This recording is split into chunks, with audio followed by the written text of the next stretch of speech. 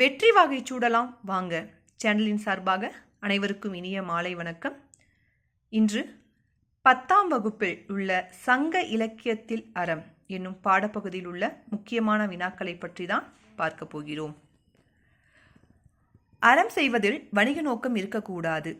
இந்த பிறவியில் நம்ம அறம் செஞ்சோம்னா அதோட பயன் மறுபிறவியில் கிடைக்கும் என்று நம்புதல் கூடாது என்ற வரிகள் தான் இம்மை செய்தது மறுமைக்கு ஆம் எனின் அறவிலை வணிகம் ஆய் அள்ளன்.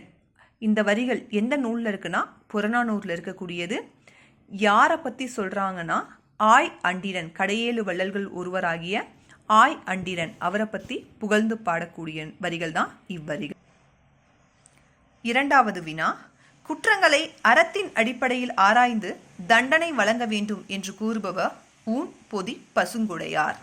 குற்றங்களை அறத்தின் அடிப்படையில் ஆராய்ந்து தண்டனை வழங்க வேண்டும் என்று கூறியவர் யார்? ஊன்பொதி பசுங்குடையார். நன்றும் தீதும் ஆய்தலும் அன்பும் அறனும் காத்தலும் அமைச்சர் கடமை என்ற வரிகள் இடம்பெற்ற நூல் எதுனா மதுரை காஞ்சி.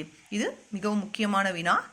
நன்றும் தீதும் ஆய்தலும் அன்பும் அறனும் காத்தலும் அமைச்சர் கடமை என்று கூறிய நூல் எதுனா மதுரை காஞ்சி. அடுத்த வினா, அறம் கண்ட நெறிமான் அவயம் என்று கூறக்கூடிய நூல் புறநானூறு. உறையூரில் இருந்த அற அவயங்கள் மிகவும் சிறப்பு பெற்றவையாக இருந்துள்ளன. அதே போல மதுரையில் இருந்த அவயம் பற்றிய செய்திகளை கூறக்கூடிய நூல் எதுனா மதுரை காஞ்சி. அடுத்து, புறமுதுகிட்டோடுவோர் சிறார் முதியோர் பசு பார்ப்பனர் பெண்கள் நோயாளர் புதல்வரை பெறாதவர்கள் இவர்கள் கூடலாம் போர் செய்யக்கூடாது அப்படின்னு சொல்லி புறநானூறு பாடல் ஒன்று இருக்கு.